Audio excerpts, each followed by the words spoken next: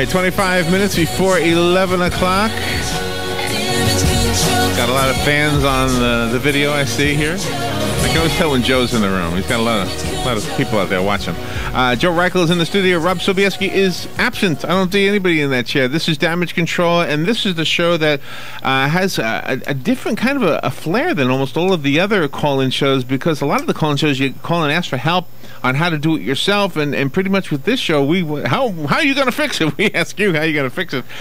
Joe Reichel, of course, from Damage Control Services, and that's what he does. Good morning. Fixes things. Fixes homes. Good morning. Here comes Rob. I see him coming now. Houses. Yeah, we help home and business owners who have disasters fix these things.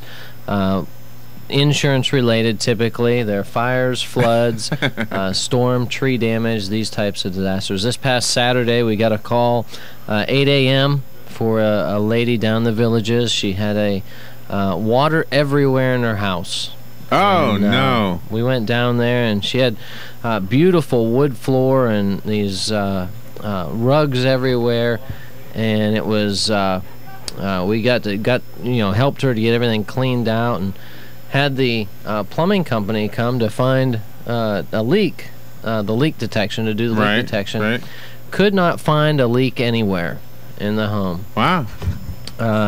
So we set up all the equipment, got everything, worked on getting everything dried out, and what we found out is underneath the part of the floor that is tile, she has a heated floor system. So water circulates to heat this floor, and there's a leak in there. So that's we haven't figured out exactly where it is, but we have figured out what has caused it. So narrowing it down one step at a time. Good morning, Rob. Rob Sobieski in the studio. Let me turn your microphone on. I can hear you better. Good morning. There you are. There you are. Wow, that's pretty. Well, that's great that you found it. First of all, was the whole floor ruined? We're not real sure yet. It's the wood floor is a 6-inch black walnut that she had shipped in from 6 out inches west. thick? 6 inches wide. Okay. Beautiful floor. It's a thick piece of wood. Yeah, it is. That would be thick. Okay. And does that type of wood usually hold up better if it's been soaked? Like, well, in other words, it won't rot? It's a great hardwood, but the problem is this wood is attached to plywood, which is on the concrete. The plywood's on the concrete, so water gets underneath there, and if you don't get it dried out, you have the chance of mold growth and and simply rotting, right? Well, it probably won't rot because there won't be continued water getting to it, but you will have a moisture problem there. So it's important to get it dried out properly. That might be, I don't know if it's the first story, but it is definitely one that illustrates the importance of diagnosing a problem. Right. I'm trying to figure out what the heck is going on. I mean, a fire is kind of easy. Well, maybe not what caused it is easy, but once the fire's out, it's out. Well, we're on another job that we've got going right now is a mold job. Homeowners weren't living there. They had the house locked up and air conditioning turned up high. They come home and there's mold everywhere. So they had some sort of a water leak. We haven't been able to determine where yet, what is exactly causing it, but that's we have that problem. We have to diagnose. Typically, sometimes we can't find exactly what's causing it or how it caused the disaster or what the damage that was caused, but we work to find out what happened, why it happened, and then fix that. I had a house years ago. I had the carpet was in one area was always wet, and first thing is to blame the dog, and then you realize it's not the dog. Had I not been home, was it the kids? No, it was the air conditioner. It was the condensation thing. It wasn't going out of the house the way it's supposed to, and I was home, of course. I lived there, but like in the situation you're talking about, if somebody's out of town, they're on a vacation, and that's going all that time, that could be a huge issue. And nobody would think that there's that much moisture in the air to give that much damage, or that much water to cause damage. Doesn't take very much, especially in Florida. There's just a lot of water in this area, isn't there? There is. A lot of people will set their air up high, like Joe was mentioning. This couple set theirs around 80. But still, with the amount of water that was trapped in the house, once the humidity got above 64%, relative humidity inside the home, it's just a breeding ground for mold. And especially if the air didn't come on till later on, then it just provided circulation, which spread it through the house, and that temperature is a prime temperature for growth of mold. Really? Yeah. Have you ever gone into a house that's been abandoned or just absentee, like a snowbird, and they actually have, I don't want to go so far, well, mushrooms, I'll just say that. Have you had things growing that you could see? Quite a bit, yes. Really? Yes. I've got some pictures mushrooms? of a few. Well, the biggest thing that's the most shocking, I guess you could say, is on the ceiling fans. Wouldn't call them mushrooms, though. There would be growth hanging. Oh, really? No, growth hanging up to an inch. No way. Down from like the hanging gardens, green fuzz, like green stalactite, fuzz, hanging from everything, and just because it wasn't being used, huh? Yeah. No, that was a flood, right? That one was a flood. Yeah. But this one. This home that was a flood that was now, boarded. Yeah, it was closed up. You could see the mold on the fan blades as well. Just hadn't gotten to that extent yet. Wow, that's pretty scary. Yeah. It doesn't take long for mold growth. Mold can grow within 12 to 48 hours of in the right conditions. Right. Once there is a water loss or some sort of with the right temperature and the right humidity levels. Does the work that you do? I mean, we've kind of covered the rebuilding of things that are broken down, but what about the scent, the aroma that is left behind? Mold brings aromas. Fire brings a certain smell to it. Is there something that you do to get that smell out of the house, or is it another company? How do you do that? How does that? That is us. That is you. We do that. I mean, when we go into a disaster, let's just say it's a fire. In the case of a fire, everything needs to be taken out and cleaned. Anything that has been charred, like if there's like the 2x4s in the walls, for example, a little bit of it's charred and it's black. If that's the case, it needs to be removed. If you leave any of that, that's leaving the odor. The odor is able to stay there. That smell's going to be there. Yes. Yeah. So we need to get rid of all of that before we, in the cleanup process, before we start the rebuild. In the case of a flood, everything needs to be dried, and while it's drying, you will have odors. It's typical to have odors of that are caused by the water or the mold. To have these odors, that's common. So by cleaning and doing all of the disinfecting of the area and cleaning it, you get rid of those odors that are caused by that. So it's a tedious process, but that's how it's done. In a mold situation, if you have mold in a home, everything from the ceiling to the floor and all of the contents, everything gets cleaned. So in order not to leave any mold spores or contamination behind. Oh, okay. So it is a very tedious job in order to make sure everything's done right. Yeah.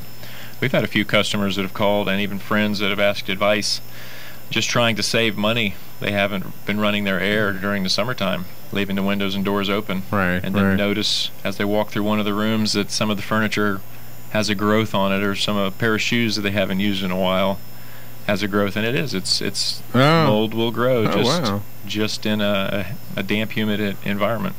Wow. Now, if you had mold, let's say on the molding or something like that, and you painted over it, would that solve the problem, or would that make it worse, or what happens? You're just covering it up. Yeah.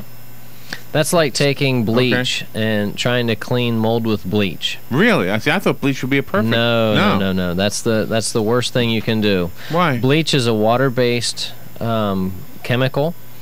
So whenever you wipe down mold with the bleach, it's discoloring the surface mold, but the moisture, the water that's in the bleach, is going down into the surface that you're cleaning. So you're just feeding the fungal growth. Wow. So, I wonder how many people don't realize that. A lot of people. Yeah. So what do you It's similar to going in your backyard and seeing all the weeds, you're tired of them, and you just mow them all down or chop them with your weed eater and think, there, I took care of that. And then you turn around and a couple weeks later, what do you have? Okay, but in a yard, it's no big deal because that's part of the maintenance. But if you got to pull the roots out, you have to get rid of. So how do you do that with mold? Well, there are different mildicides. Mildicides that are specifically made to kill the root, to kill the spores, to kill the mold. So something like a household product like ammonia, or what's another one, vinegar, do they work? And do those things work? One of the things that I've heard is a solution of hydrogen peroxide that seems to kill. But isn't that water-based or no? No, I don't think hydrogen peroxide is. I don't know. But there's all kinds of chemicals that, that's one thing about mold growth. You need something stronger than the mold to be able to kill it. Yeah, that would make sense. So stronger than the fungal growth or whatever's causing it. So, fortunately, there's more and more companies that are coming out with green technology that are, people-friendly products to be able to clean stuff like this. Right, so, just sticking with the smell part again. So okay. Are you waving at the camera, or is there somebody behind me? Somebody walking by. Oh, okay. Oh, there you go. Talk about getting back to the smell part of it. Let's say, like you mentioned, you clean everything and the smell's gone. What if it's a smell like from I don't know would you even handle this, like a dog that's been living in the house forever, and somebody else wants to move into the house, and they say, you know what, that's just not going away. It's got to be in something. It's in the carpet or somewhere, right? Where is it exactly? Or a smoker. There's another example. I don't know how many people are still I guess a lot of people still smoking. Yeah, right? A lot of people. There's we use some green technology in order to be able to get rid of odors. That's one of the things that we do. But pretty much in a situation like that, you need everything needs to be cleaned. A lot of times people want to, if they're buying a home or something like that, they maybe want to save the carpet. That carpet is, the porous material of the carpet is just holding the odors. Everything's just trapped in there, and in the pad as well. Yeah, might as well. So, sometimes it's a lot. It's best just to get rid of that. Wow. In order, depending on the situation. We've gone into a few homes that someone has either bought, or there was a tenant, someone before them, and they didn't own animals, and then had a water loss. And as we're cleaning it up, it smells like cat, or it would smell like dog. Right. It's because that previous owner, the person that owned the home, had a pet, had accidents, and they cleaned it up, and the odor would be neutralized by a numerous amount of household chemicals you can buy that would mask the odor. But then when that water gets in there, it disturbs that, it feeds it again, it gives it renewed life. Well, once again, so then the area will start to get its own variety of odors, like you mentioned. Has Dan shared this with you? Every once in a while, we would smell what felt like we were smelling cat urine in the studios here. Well, there's no cat in the studio here, and yet it was clearly that same smell. We have a theory, and Dan really came up with this theory, that cats will pee on the outside of the wall here, because there used to be a lot of cats in the Cascades. They got rid of them, and then when the water would rise, like if in the floodings, the pond would rise, and literally we'd have an inch of water outside the wall sometimes. And so while you see a little bit of water on the carpet here, it's also bringing in the smell of that, right? Yeah, highly possible. Yep. Yeah, if you had, it was. Does Dan have a carpet in his office right now? Or no. No. And the reason he took it out was because of that. Pulled it out. Yeah. He's been out with way to get it out. Had no carpet all this time. Sometimes that's the best way to get rid of. You've got to clean. You got to get rid of. Oftentimes in a smoker's home, the drywall, the walls of the building it'll just absorb that smoke. So you need to, a lot of times people just paint over it, and doesn't do anything. Well, that will help. That will help. It takes several layers of paint and make sure it's coated well. But yeah, any porous material will just absorb the odors, though. If you have a question for Joe or Rob, you are invited to call. The number here is the WOCA Climate Control Source Hotline, 622-9622. And, of course, Rob Sobieski and Joe Reichel are from Damage Control Services. If you have had some damage to your house, whether it was accidental, nature, somebody caused it, or whatever, they will help you get back to normal and get your home or your house in order. It's up to you to keep your home in order, I think. Yeah. The topics. I'd hate to keep talking if at the end of the show we have something. No. No, this is good. I had a little story I want to tell you. When I was a kid, I had this little. We didn't actually do it, but I said to a friend of mine, if I blindfolded you and walked you around to Jimmy's house and Kevin's house and Robert's house, do you think you could tell whose house you were in by the smell? And he said, yeah. And I thought the same thing. I used to think that every house has its own smell. Not that it's good or well, not bad. I'm just saying. Yeah. You could tell. I mean, Jimmy's house clearly smelled like Italian food, no matter when you walked in there. So, in a way, when you change the smell of a house, you're changing the home. Because, for example, if you put in a brand new carpet, a new paint, like in an apartment, suddenly it's almost like a new place again, and you got that new smell, and it doesn't, and nobody lives there. It's like this empty feeling, right? Yeah, there's, and that's why, I mean, a lot of times even people use nowadays. There's all kinds of not chemicals. There's carpets that are allergen free. That you can use different brands so that they don't attract the odors.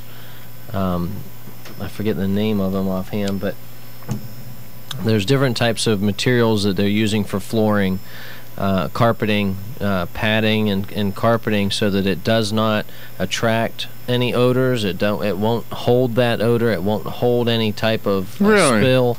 Yeah, and that's too why a lot of people are going to your wood flooring and your tile in homes, so as that you don't have that odor, that the trapped odor, or that even if it's just from food. If I blindfolded you and you walked in, and I walked you into the WOCA, would you know you were in here? Is there a smell here? I don't know that I've noticed it. Yeah, I don't know that I would either. Okay, I just wondered. Well, have you ever walked into the Star Banner? No. No. Okay. Well, there's a clear smell over there, and I'm assuming probably the chemicals from the ink or something. Right. Yeah, I mean it's there, and it was there in the old building. That's why, because when I went into the new building, I said, well, this is the same smell the old building had. Right. Must be something that they're using. Right? Well, it could be the chemicals. It could be the what's around them. But you mentioned food. Food is one of those things that when you cook, like for example, you cook shrimp at home or fish. Right. You'll know that smells in the, as soon as you walk in, you'll know somebody had been cooking that. So, there's different things that can be done to get rid of those odors and circulate the air. Right. But, and what we find, with the disasters and the damages that we look at all the time, predominantly it's a cleaning. Once we clean everything, we get rid of, are able That's to get really rid the bottom of line, the what is damaged, then that gets rid of the odors and what's caused it. If I ask you a question, what's the oddest house you ever had to work on? Like, for example, a houseboat or something like that. Not a boathouse. You talked about a boathouse once before, right? Yeah. Not a houseboat. Right? That's right, a boathouse. Yeah, and I was thinking you meant a houseboat. Right. But was that the oddest one? Probably for like, me. Do you remember there used to be this design, and I don't know much about construction, but styrofoam was a major player in this design. Is that still commonplace? And if so, do you run into it, and is it hard to fix? You just get an old cooler and patch it up? I haven't run into one of those homes or buildings that were built with the styrofoam yet. So I guess they must be pretty good. I know one that would float away in a flood, wouldn't it? There you go. I know one that they constructed out northwest of Ocala, and it's in good shape, seems to be good. But I mean, even if a home has stucco on it, the decorations around the decorations around the windows or the doors, the moldings on a stuccoed home are typically made out of styrofoam. So the decorative bands or window trim, casings, and door trim, all of that's foam, styrofoam. Uh-huh. So I didn't know that. Yeah, it's put on. It's a styrofoam that's molded, and then they just stucco over it. They put a layer of stucco over it. Okay, I didn't know that. Yeah. Oh wow. Now, isn't there some kind of an insulation that they put into cement block that is actually styrofoam? Mm-hmm. Yeah. And the little beads before they're adhered. Oh, okay. And then they do something? Okay. like knock a hole out of one of the upper cells and then pump them in, but they make quite a mess. Okay, and is that something like for example, during construction? So when you're repairing a house that has had damage to that, right, you have to make it whole again. You put that stuff back in there, right? Little white balls everywhere. Yeah. Really? Yeah. If it breaks the concrete block, That's yeah. right. Okay, so they don't do anything. I thought they did something to make them adhere to one another. No. Oh wow, they're just still floating around. Yeah. That's why the electricians and plumbers really didn't care for them so much if they had to go back in and put an extra box in somewhere afterwards, because when they punched a hole through the wall, they just flow out like water. They're just really difficult to keep in. Oh no. Yeah.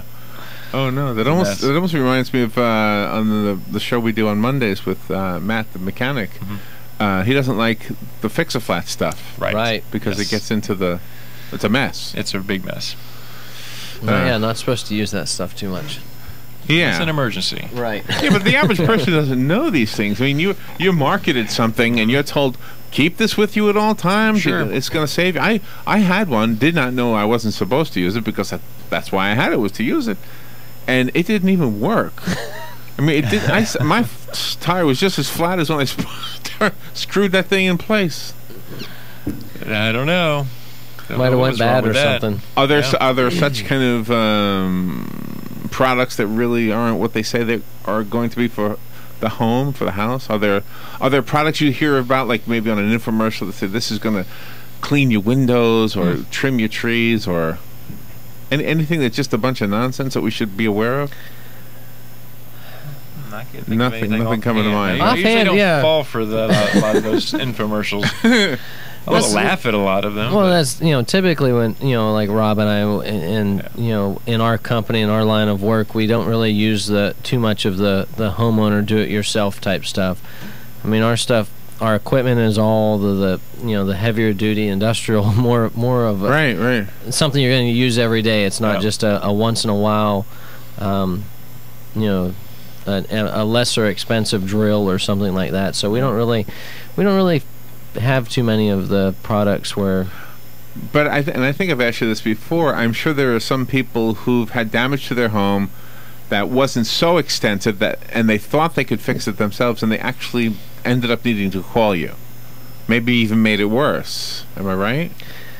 Not so much. I don't know of any that have really made it worse, but we have had experiences where people get into a project and then they've hired us to finish it, or they've decided that it was more than they could handle. And we have a phone call right toward the end of the show. Good morning. You're on the air with Rob and Joe. Mr. Whitler, please play fair.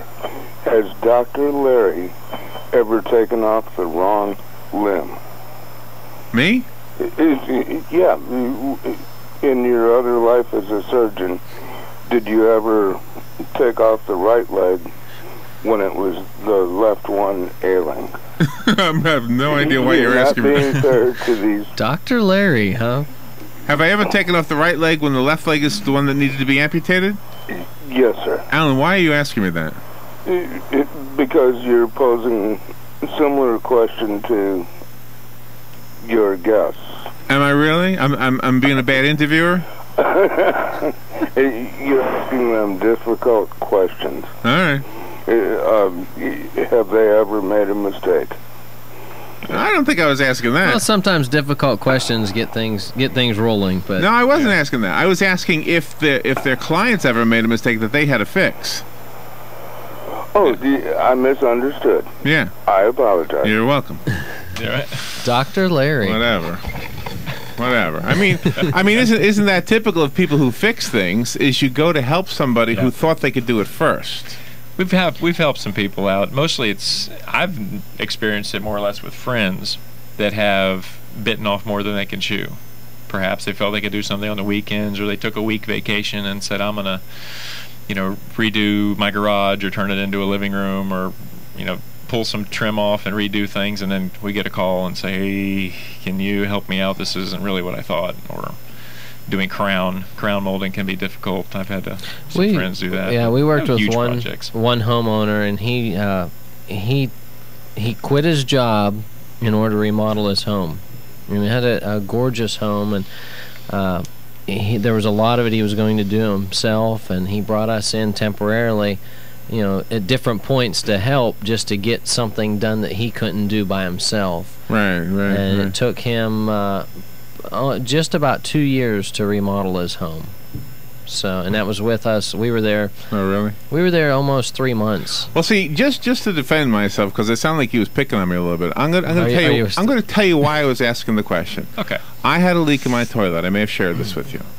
I thought, well, maybe the wood underneath the tile is wet.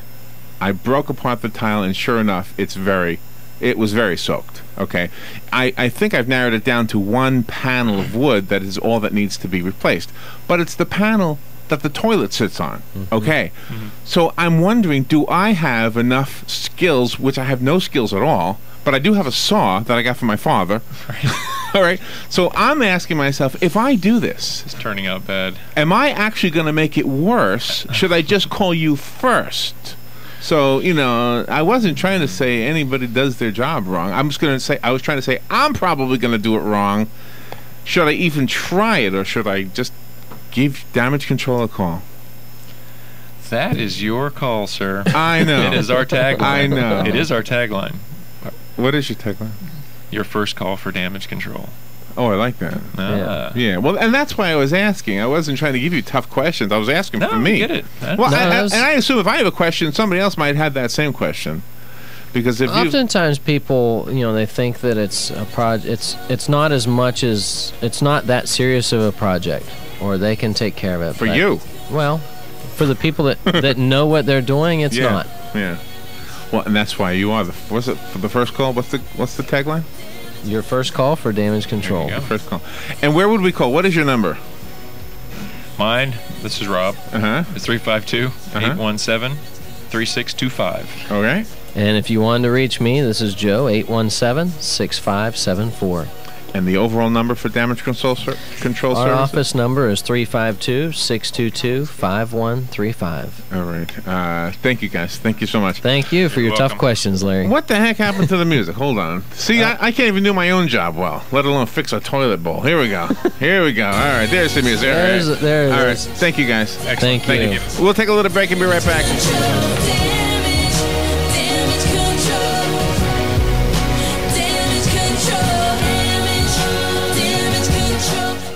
You're listening to WOCA News Talk 1370, Ocala's source for what's happening in today's hottest, up-to-date news and topics.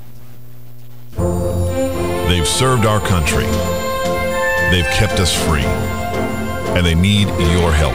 We're sitting in Veterans Park. You can't sit here not realizing that you're surrounded by heroes. There are a lot of heroes in our community. A lot of heroes, unfortunately, are not in good financial